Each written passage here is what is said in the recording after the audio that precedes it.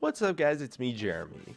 Today we're going to be taking a look at the Assassin updates because you know what, it's finally here. We've been anticipating, we've been preparing, we've been making all sorts of content for months just for the final announcement that just got released today. And I do have to admit, I'm a little bit late to the party, and that's kind of just because I'm actually really sick right now. I've been sick pretty much all week and I'm kind of recovering, but that's why my voice is going to sound a little bit nasally, I guess, throughout the video. Either way though, let's take a look at the Assassins, what you can expect, and as well as how they lined up with our predictions from the past. So starting off with Talon. So with Talon we predicted that he would get a new passive, he would gain a massive roaming tool, and that he would also gain cooldown resets on his blink somehow, or have some extra form of a blink. We also predicted that he would keep his W. We predicted that he would also keep his ultimate, but with some tweaks, and we predicted that he would get changes to stealth in accordance with the stealth changes. So let's take a look. So Talon's new passive is actually very simple. He did get a new passive, so that's the correct prediction right there. It's actually just a 3-hit passive that procs after landing some stuff. It's pretty simple, just a nice tool that allows him to stack damage on a target and finally attack them for an extra bleed. And now his Q, we get into a little bit more of the predictions. So this is going to be his extra kind of mobility tool almost, or like his new sort of like blink effect that he gets. It's just like a targeted free movement direction blink, which is something I sort of touched on. Like, I thought, okay, maybe he might get a free movement tool, which is exactly what he got. So I'm pretty excited as to how my Talon predictions turned out. His W, of course, stayed exactly the same, just as we predicted, or pretty much exactly the same. Of course, it procs his passive, but yep, pretty much the same ability, just like you can expect, the standard rake of just the wave clear tool. Now his E is something that is just super insane. Look at him, he's jumping over walls. So essentially how it works is you can jump over pretty much any wall in the game, just like that, how you see in the video. And it just has a longer cooldown for each individual wall, and this is like his massive roaming tool that we kind of expected him to get. However, it's a little bit weird in terms of the category of mobility, so we expected him to gain like increased combat mobility, but that's not entirely true. So I do have to say that my prediction for his E wasn't entirely correct. As for his ultimate, it's pretty much the same ability, just with a couple additional tweaks to it. It's got like a nice little spin effect there, really awesome animations, but for the most part it's kind of just the same ability in general. So overall our Talon predictions are, you know, pretty accurate, I would say, for the most part, but his new abilities are freaking awesome. I mean, that ability that jumps over walls is just so sick. So let's move on to Rengar. So with Rengar we predicted that he would keep his passive, that his passive of jumping from bushes to attack, that is, and that his changes, and that he would also get changes, to his Bone Tooth necklace and to the ferocity system to grant him raw stats rather than actually giving him mechanics changes, so that it would just be a passive stat stick rather than be something that, you know, evolves his gameplay over the course of the actual game itself. And we also predicted that his Q would get an element of failure, so either making it a skill shot or doing something to make it so that the opponents could dodge it.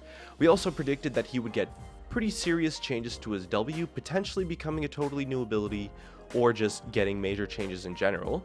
We also predicted that he would get little to no changes to his E, and we also finally predicted that he would get decent changes to his ultimate in accordance with the stealth rework, as well as to make it so that there is a little bit more counterplay for opponents. Now let's take a look at his new abilities and see what we got. So as far as his passives go, his first passive of Unseen Predator, the one where he jumps with the bush at a target, pretty much stayed exactly the same. He definitely still keeps that, but now he gets a bonus damage effect on it, I believe. He gets bonus movement speed is what he gets. And the Bone Tooth necklace now gives him permanent attack damage. So it did become a stat stick, so that's a 2-for-2 prediction right there so far. Doing well. For his Q, it's become kind of like a mini skill shot, something that's like really easy to land, but is also very, you know, powerful and just a very big radius. So it is kind of a skill shot, but the radius and the range, like it seems like it's a skill shot, but a skill shot that is very easy to hit.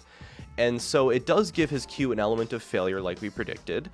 And overall, it does seem like it's going to be a pretty interesting ability and maybe make Rengar a little bit more difficult to play or a little bit easier to outplay. Now here's where our predictions start to get a little bit wonky. And so for his W, as you can see from the video, he didn't actually get that many changes to his W. So this is going to be the first thing of the Assassin Reworks that I can say that I predicted incorrectly.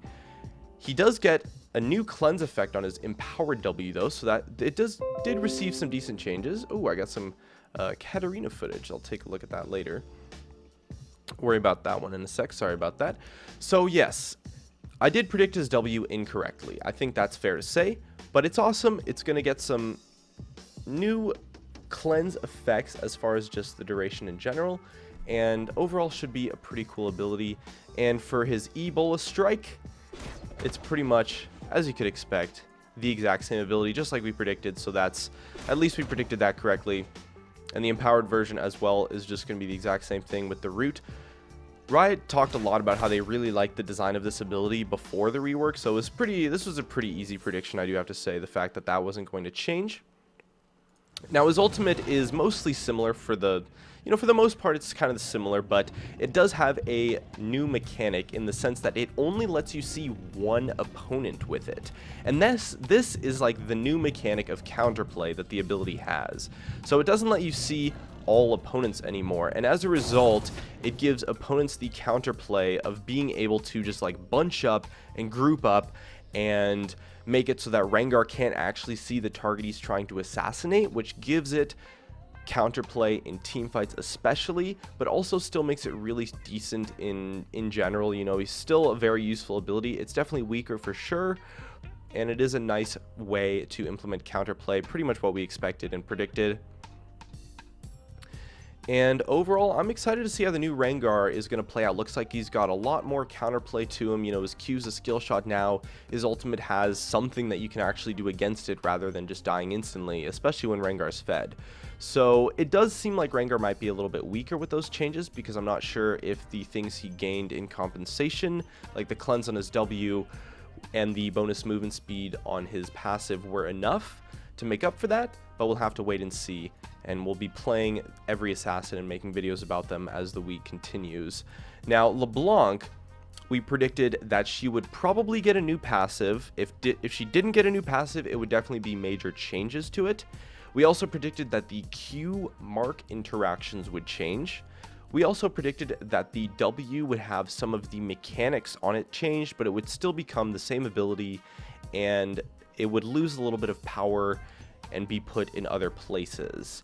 For his E, we predicted for her E, we predicted little to no changes, and for her ultimate, we predicted fairly little to no changes apart from nerfs to fit her power budget.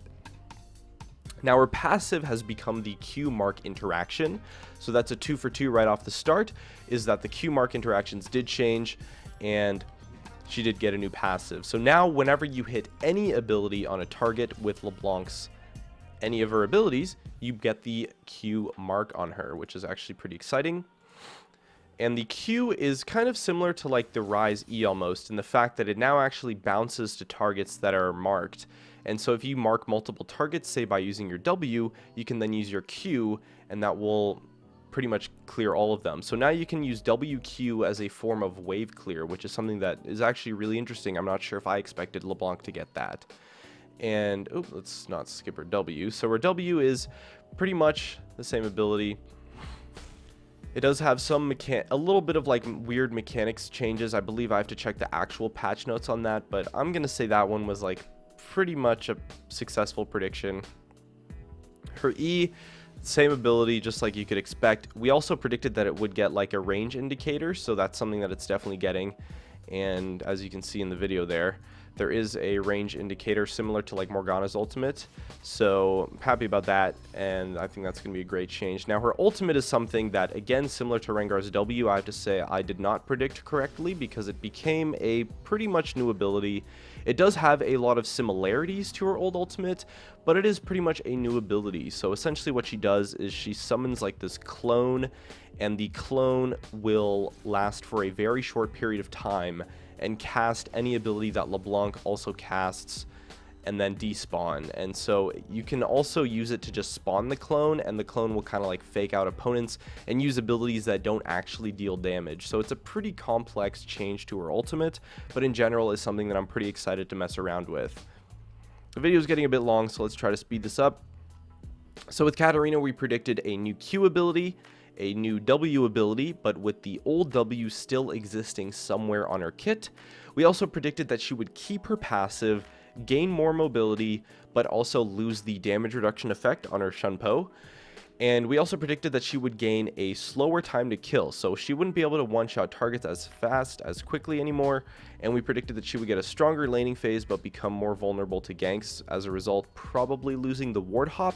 And lastly, we predicted little to no ultimate changes. So let's take a look. So her passive is, well, it's exactly the same actually. When she kills a target, she gets resets. That's pretty much what you can expect. And there's a bunch of abilities in this video that you don't understand because they're not her passive, but just know the passive is exactly the same. So the Q has changed a lot, just like we predicted, a completely new ability, pretty much. Might as well be. It's so different, at least. Even though it still has the same name, it's a really interesting version. Let's take a look at that one again. So what she does is she throws the bouncing blade, and it bounces to a couple targets, but then it spawns a blade. So that's like her new mechanic thing. And when she picks up a blade, she activates her old W. So that's the old W still existing somewhere in her kit.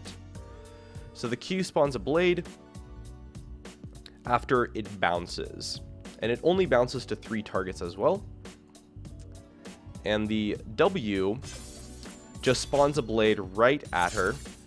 She throws it up in the air, so spawns it after a short delay, but that's really all it does, is just spawns another blade.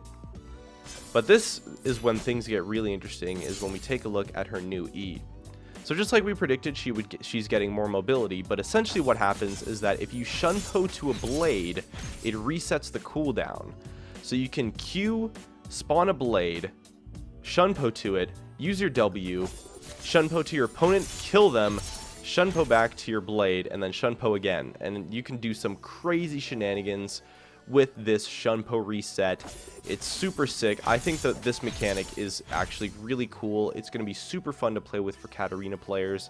I can't vouch for how fun it's going to be to play against, but I'm definitely excited to mess around with it. Now, her ultimate is very simple. It's the exact same ability pretty much, just like we predicted. Little to no ultimate changes overall. So there you go. There's her ultimate, just like that. Pretty simple stuff. So as far as the remaining assassins go, we actually didn't make that many predictions in general for most of the champions. I mean, Zed, Akali, Kha'Zix, Shaco, and Echo are all receiving changes that are pretty straightforward and were pretty telegraphed as far as just the changes in general go. Fizz, we made a little bit of predictions, but turns out that he's getting a lot less changes than we expected. So Fizz's Sharks gets bigger depending on how far Chum the Water's traveled, and the video is getting a bit long, so I do want to speed run through these. And with Zed, upon killing an enemy champion with Deathmark, Zed permanently gains a portion of their attack damage for himself. So that's going to be pretty interesting to play with. He's going to get some permanent AD potentially and get some nice stats. So Akali also is going to blink a short distance, leaving a Twilight Shroud at her original location. So it's going to be a nice tool that she can use. Hopefully, she is getting a full-on rework later. So she's kind of just getting like some minor tweaks here, as kind of just like a band-aid fix. Kha'Zix Evolutions, just like we predicted, are evolving. His Q, W, and R are going to be getting updates to be more suited for isolated takedowns. So there's going to be more meaningful decisions with his evolutions, just like we said. And Shaco is getting a nice new mechanic on his ultimate, which is actually pretty interesting, something that we didn't predict really. that Shaco's clone is going to drop 3 Jack-in-the-Boxes and cause enemies to flee when it dies. So that's going to be super interesting to take a look at and play around with. It's a very nice new mechanic that I think is going to be fun to play with. And Echo, his passive is no longer going to slow, which is definitely a nerf targeted at tank Echo. But Chrono Break is going to trigger parallel conversions as Echo travels back through time. So definitely going to be a bit of an interesting change. Definitely a nerf targeted at tank Echo. Overall, though, I'm pretty happy with how our predictions turned out. I think in general they were mostly like fairly accurate, and I was really excited and happy that I was able to take a look at the Assassin reworks before they were released, and I'm very happy now that they are finally released that I'm going to take a look at them again, really, as the week comes out, and, you know, as the week goes on, we'll take a look at them on the PBE. But if you enjoyed the video, thanks for watching. Leave a like if you enjoyed, subscribe if you want, and I'll see you guys in some more Assassin videos in the future.